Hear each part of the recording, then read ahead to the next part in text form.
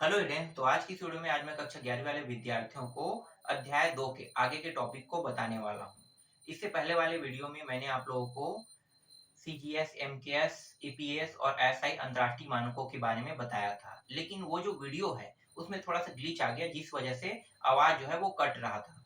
तो इस वीडियो में ऐसा ना हो, इसलिए मैं इस वीडियो को पूरा ध्यान से बनाऊंगा और जो वीडियो बन चुका है उनके टॉपिकों को थोड़ा सा आप लोग स्वयं से तैयारी कर लेना। ज्यादा बड़ा टॉपिक नहीं, इसलिए वो जो वीडियो वो मैं दोबारा नहीं बना रहा हूँ, ठीक है। तो चलो, अभी के इस क्लास में मैं एसआई पद्धतियों के मूल मात्रकों की परिभाषा को बताऊंगा। तो मूल मात्रकों की संख्या कितना है? 7 है और 2 पूरक मात्रक है। तो मूल मात्रकों में जो पहला मात्रक है वो है लंबाई, और लंबाई का मात्रक क्या है? मीटर, है ना। मीटर इसका मात्रक है और इसे हम किससे प्रदर्शित करते हैं? एम से प्रदर्शित करते हैं। फिर लंबाई की परिभाषा जान लेते हैं।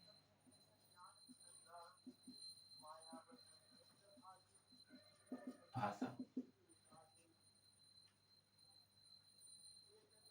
ये दो बिंदु है, ठीक है। लंबाई की परिभाषा को मैं समझा रहा हूँ, ये दो बिंदु है और ये दोनों बिंदुओं के बीच की दूरी को ही हम क्या कहते हैं? लंबाई कहते हैं।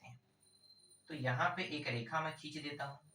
ये रेखा क्या बताना चाह रहा है? ये बताना चाह रहा है कि यहाँ से यहाँ की दूरी जो है, इसी को हम क्या कहते हैं? लंबाई। तो ये जो रेखा है इस रेखा से प्रदर्शित कर रहे हैं, लेकिन हमेशा लंबाई की परिभाषा अगर आपसे पूछता है तो आपको यही बताना है कि ये जो ए बिंदु है और बी बिंदु है, तो ए बिंदु से बी बिंदु की बीच की दूरी को क्या कहते हैं? लंबाई कहते हैं। और लंबाई को मापते किससे हैं? मीटर। मीटर का संकेत क्या है? एम। तो एम से हमेशा हम इसे क्या करते हैं? प्रदर्शित करते हैं। अब ये जो लंबाई का मात्रक है ये बना कहाँ गया होगा और रखा कहाँ गया होगा, ये भी जान लेते हैं। तो लंबाई का जो मात्रक है जिसे हम मीटर कहते हैं, मीटर, ये फ्रांस जो देश है, फ्रांस देश में एक जगह है जिसका नाम है सेवरस। सेवरस, तो सेवरस नामक जगह पर जितने भी अंतर्राष्ट्रीय स्तर के मानक, कौन से मानक? जैसे कि मीटर, है ना, लंबाई मापने के, और बाट जैसे वजन नापने का, तो जितने भी मात्रक है ना वो सभी मात्रक इसी सेवरस नामक जगह पर रखे गए हैं। तो लंबाई का भी मात्रक जिसे हम मीटर कहते हैं ये भी रखा गया है वहां पे। अब वहां पे रखा गया है तो इसे किस तरीके से रखा गया है और किस चीज का होगा? तो ये जो लंबाई मापने का जो मात्रक मीटर है ये प्लेटिनम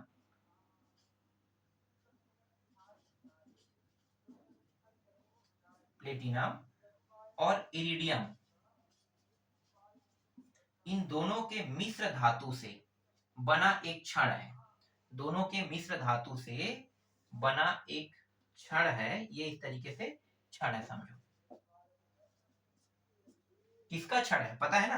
प्लेटिनम और इरिडियम। तो प्लेटिनम और इरिडियम के मिश्र धातु से बना एक छड़ है। इस छड़ पर 273.16 केल्विन ताप दिया जाता है तथा एक बार दाब भी दिया जाता है। तब इसके पैमाना को नोट किया जाता है। उसी समय ये 1 मीटर बनता है। तो इस तरीके से 1 मीटर जो एक मानक जो लिया गया है वो इतने ताप और एक बार दाब पर ही हमें मिलता है। अगर ताप ये नहीं दिया जाता है और ये दाब जो है वो नहीं दिया जाता है तो ये जो मानक हमें 1 मीटर प्राप्त हो रहा है वो हमें नहीं हो पाएगा। क्यों? क्योंकि ये जो ताप है और ये जो दाब है इन दोनों को देने पर ये सुरक्षित है। अगर इन्हें ताप और दाब नहीं दिया जाता है तो ये सुरक्षित नहीं रहेगा और ये अपने जगह से खिसक जाएगा, जिस वजह से जो हमने 1 मीटर का जो पैमाना मान रहे हैं वो सही से नहीं ले पाएंगे। तो इसीलिए इस पर 273.16 केल्विन ताप तथा एक बार दाब दिया जाता है। फिर 1960, फिर आगे बढ़ते हैं 1960 की ओर। 1960 में एक सम्मेलन हुआ था। उस विज्ञान सम्मेलन में ये जो अभी जो मैं परिभाषा बता रहा हूँ ना ये थोड़ा सा अलग हो गया है। तो विज्ञान का जब सम्मेलन हुआ था तो उसमें क्रिप्टॉन नाम के एक तरंगदैर्घ्य का इस्तेमाल किया गया। तो 86 जो क्रिप्टॉन था इसका उपयोग किया गया। जब इस पर प्रकाश के विद्युत विसर्जित किया गया तो विसर्जित करने पर ये जो है ये न्यूऑन की भांति चमकना चालू कर दिया। कौन? क्रिप्टॉन। ठीक है, क्रिप्टॉन। ठीक है, यहाँ पे मैं लिख देता हूँ 86 क्रिप्टॉन। तो इसका जब इस्तेमाल किया गया 86 क्रिप्टॉन का, तब ये इसकी भांति चमकना चालू कर दिया। नियॉन गैस जो होता है ना उसकी भांति ये चमकना चालू कर दिया। फिर इसमें बहुत सारे तरंगदैर्घ्य मिले, बहुत सारे, जिनमें से एक तरंगदैर्घ्य कितना है मैं देख लेता हूँ, मुझे भी एकदम परफेक्ट याद नहीं है। जिनमें से बहुत सारे तरंगदैर्घ्य मिले, इनमें से एक तरंगदैर्घ्य जैसे कि 60, 57 से लेकर 80, 21 के बीच बहुत सारे तरंगदैर्घ्य मिले। और ये सारे तरंगदैर्घ्यों में से एक जो तरंगदैर्घ्य है जिनका प्रकाश जो है वो लाल नारंगी लाल प्रकाश, नारंगी लाल प्रकाश की भांति चमकने लगा। जब ये इस तरीके से चमकने लगा तब मीटर के पैमाना को लिया गया। अब मीटर के पैमाना कैसे बना होगा? तो एक जो होता है विज्ञान सम्मेलन, इसकी भांति ये जो है क्रिप्टॉन से इस तरीके से नारंगी लाल रंग के प्राप्त होने से भी हमने, मैं नहीं कर रहा हूं ना, उन्होंने, जो वैज्ञानिक है वैज्ञानिक लोगों ने इसे निकाला है मीटर के पैमाना को। तो 1960 में जब विज्ञान सम्मेलन हुआ था तब बताया गया कि जो क्रिप्टॉन है 86, इस पे विद्युत विसर्जित किया गया और विसर्जित करने के बाद ये नियॉन गैस की भांति चमकने लगा। और इसमें बहुत सारे तरंगदैर्घ्य भी शामिल थे। उनमें से एक तरंगदैर्घ्य नारंगी लाल रंग में चमकने लगा, तब मीटर पैमाना को प्राप्त किया गया। और ये जो मीटर पैमाना जो प्राप्त किया गया है, ये मीटर पैमाना जो है इसमें ताप का कोई प्रभाव नहीं पड़ता, क्योंकि ये एक प्रकार का क्या है, तरंगदैर्घ्य है। तरंगदैर्घ्य मतलब तरंग है, तो तरंग है तो इसमें ताप का कोई प्रभाव नहीं पड़ता, न ही ये खराब हो सकता है, इसे दोबारा वापस बनाया जा सकता है। और ये जो बातें कही गई है ये 1983 के सम्मेलन में कही गई है। ठीक है, 1983 के सम्मेलन में ये बात कही गई है कि इसमें कोई भी ताप का प्रभाव नहीं पड़ता है, इसे दोबारा आसानी से बनाया जा सकता है। तो सबसे ज्यादा एथेंटिक जो 1983 का जो सम्मेलन हुआ था उसमें इसे अधिक मान्य रखा गया। तो 1 मीटर के पैमाना कैसे बना है जिसके बारे में मैंने आप लोगों को जानकारी दे दिया। अब इसके बहुत सारे छोटे बड़े पैमाने भी हैं, तो उनको भी जान लेते हैं। छोटे बड़े पैमाने, तो छोटे बड़े पैमानों में सबसे पहले हम लोग आणविक पैमानों के बारे में जानेंगे।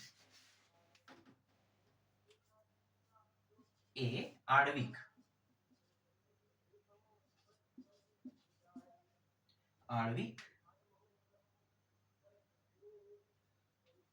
पैमाना या आणविक दूरियां नापने के लिए दूरियां। ठीक है, तो आणविक दूरियों को नापने के लिए किन किन पैमानों का इस्तेमाल किया जाता है? तो सबसे पहला है एक माइक्रोन। ये जो एक माइक्रोन है ना, ये 1 मीटर के 1 लाख नहीं 10 लाख भाग। ठीक है, 1 माइक्रोन के 10 लाख भाग, मतलब 1 मीटर में इस तरीके से देखो, 1 0 2 0 3 4 5 1 2 3 4 5 6 इकाई दहाई सैकड़ा हजार 10,000 लाख 10 लाख। ठीक है, तो 10 लाख मतलब 1 माइक्रोन का 1/10 लाखवा भाग जो होता है वो क्या कहलाता है? 1 माइक्रोन कहलाता है। और इस माइक्रोन को म्यू एम से प्रदर्शित करते हैं। तो कितने भाग हो गया? ये 1 मीटर है, 1 मीटर के 10 लाखवा भाग को 1 माइक्रोन कहते हैं।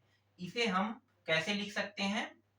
1 माइक्रोन को 10 का घात कितने सुने? 1 2 3 4 5 6 मतलब 10 का घात -6 म्यू एम लिख सकते हैं।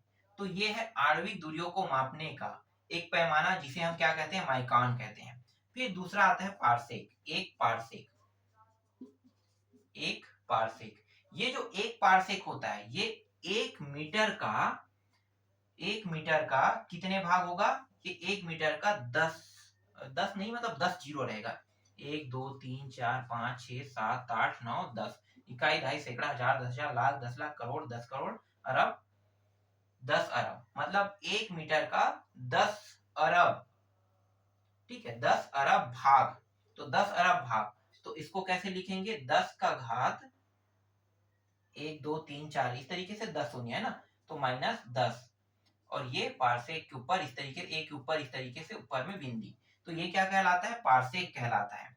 और ये जो एक पारसेक होता है ये परमाणु परमाणु और नाभिक की दूरियों को नापने के लिए इसका इस्तेमाल किया जाता है। ये सब छोटे दूरी मापने का है। ठीक है, ये आणविक दूरियां मतलब छोटे दूरी मापने के लिए।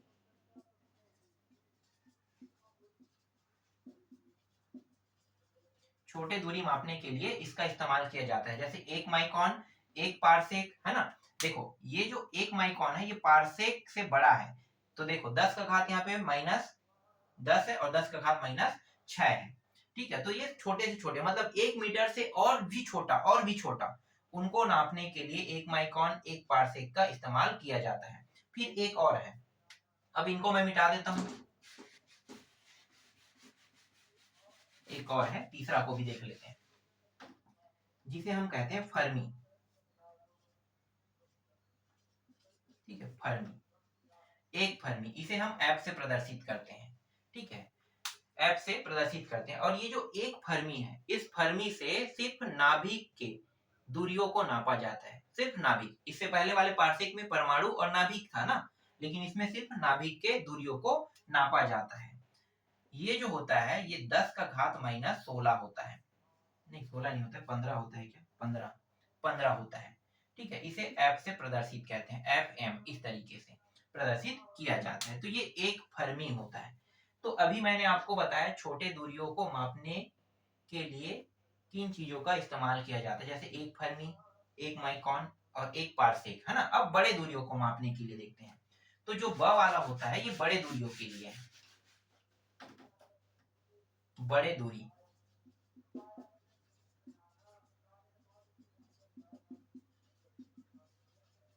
के लिए, और इसमें अ है खगोलीय।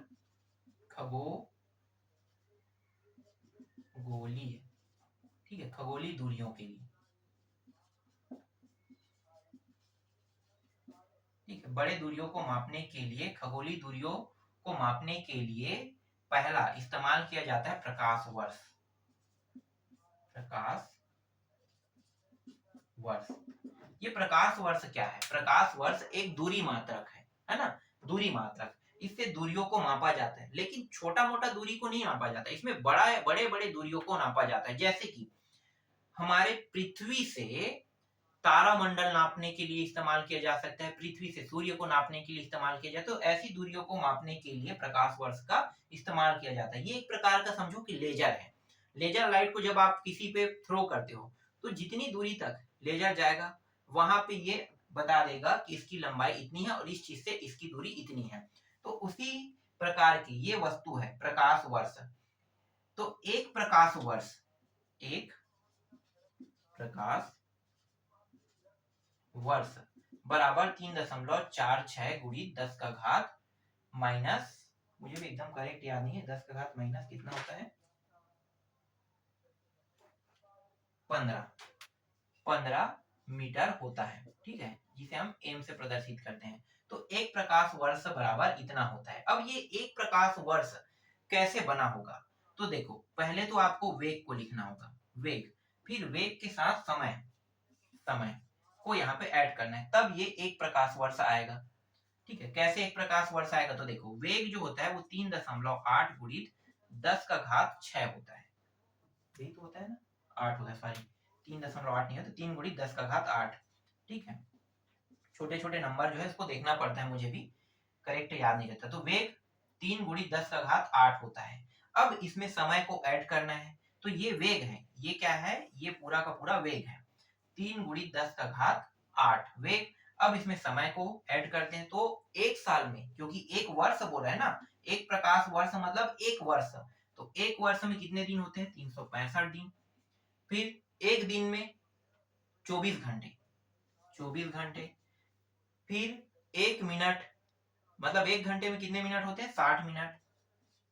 फिर एक मिनट में कितने सेकंड होते हैं? 60 सेकंड। तो इन सभी को ऐड किया जाता है, ये समय है और ये वेग है, इन सभी को अगर एक साथ गुणा करते हैं तो गुणा करने पर हमें ये मान प्राप्त होता है 3.46 गुणित 10 का घात 15 मीटर। यही कहलाता है एक प्रकाश वर्ष, एक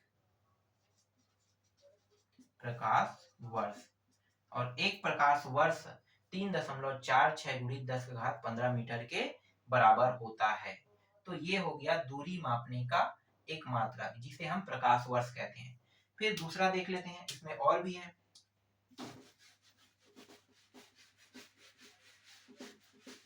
दूसरा है पारसेक। पारसेक, ये जो पारसेक है ये प्रकाश वर्ष से भी बड़ा है, प्रकाश वर्ष से भी बड़ा दूरी मात्रक है। और ये जो दूरी मात्रक है, प्रकाश वर्ष से बड़ा दूरी मात्रक है, तो एक पारसेक जो होता है ना, एक पारसेक के बराबर होता है 3.08 गुणित 10 का घात 16 मीटर होता है, 10 का घात 16 मीटर। इसको हम कहते हैं एक पारसेक कहते हैं। क्या कहते हैं? एक पारसेक। और ये जो एक पारसेक है, अगर ये जो एक पारसेक है अगर हम इसे देखते हैं तो एक पारसेक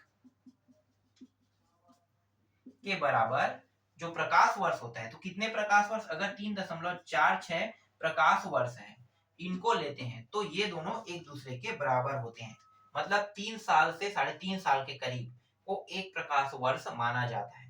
ठीक है, तो ये इस तरीके से प्रकाश वर्ष को भी मैंने बता दिया।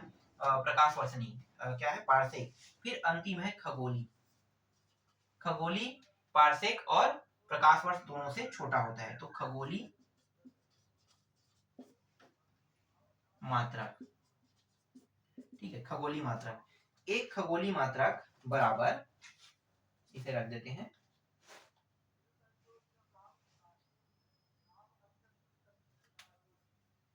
1.496 गुणित 10 का घात 11, 10 का घात 11 मीटर होता है।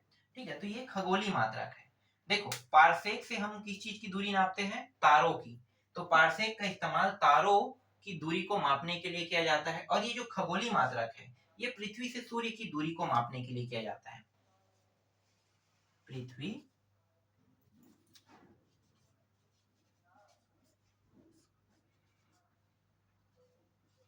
सूर्य की दूरी को मापने के लिए खगोली मात्रकों का इस्तेमाल किया जाता है। एक खगोली मात्रक बराबर होता है 1.496 गुणित 10 का घात 11 मीटर होता है। तो आज की इस क्लास में आज मैंने आपको एसआई पद्धति के मूल मात्रकों में से लंबाई वाले जो मूल मात्रक है, इनके बारे में मैंने आप लोगों को पूरे डिटेल से बता दिया। इनके जितने भी छोटे और बड़े मात्रक है, उनको भी मैंने आप लोगों को इस वीडियो में बता दिया। तो नेक्स्ट वीडियो में मैं आप लोगों को जो एसआई पद्धति के जो दूसरा मूल मात्रक है, जो इम्पोर्टेंट है, उनको मैं दूसरे वीडियो में बताऊंगा। तो आज की क्लास यहीं पे ओवर करते हैं।